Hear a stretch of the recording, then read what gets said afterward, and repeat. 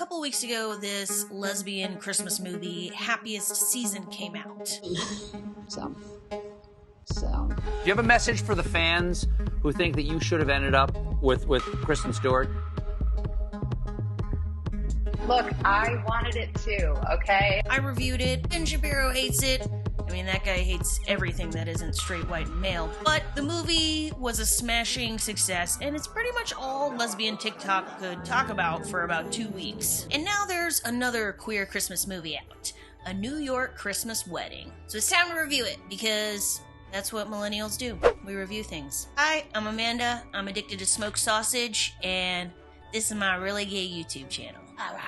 The premise of this movie is a New York City queer woman who finds herself given the chance to relive a life she thought was lost.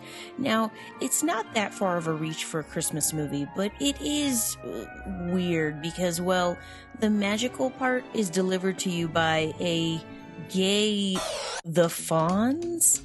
Interesting wardrobe choice, guys. Even though it's a low-budget indie movie, I came into this with fairly high expectations because of some of the reviews and chatter I was hearing about it. The hopeful antidote to Happiest Season. Set in a non-white New York, stirring up all the feelings. I think more people liked Happiest Season because of the people in it, rather than the actual story. Well, yeah, although not everyone was totally feeling this movie. This movie was trying to be like 4 different movies at once. I'm not seeing a butch, okay? Long story short, this movie is, well, it's hard to pick a place to start, but it's got issues. I mean, like, real issues. God, sir, are you okay? The stolen car, that's why he ran. Don't worry about him. Let me just walk with you for a little bit. It's kind of late for you to be running around these streets alone. Just have a really hard time around Christmas. Do you want to talk about it? Nope. Girl, no judgment here.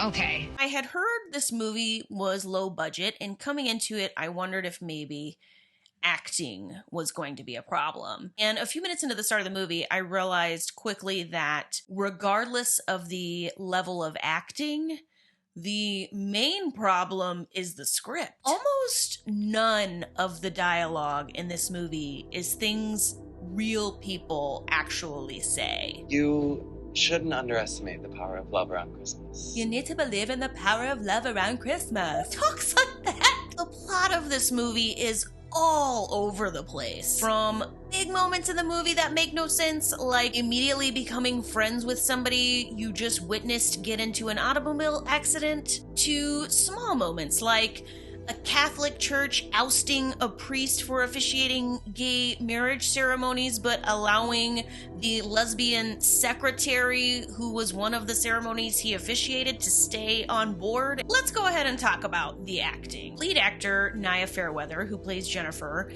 is not a newbie. She's got a good number of credits on her IMDb page, including appearing in Firefly. And I want to be careful here because a lot of the talk about this movie refers to the positivity of having a diverse cast, and I agree. I think it's really great that they cast a Afro-Latinx lead here, and that was one of my qualms with Happiest Season was how white the cast was. But that being said, she did not do a good job. How can people say this is a good movie when it's absolute garbage? I'm sorry. Naya, the lady who played her partner, none of these people can act. Not the people of color, not the white people.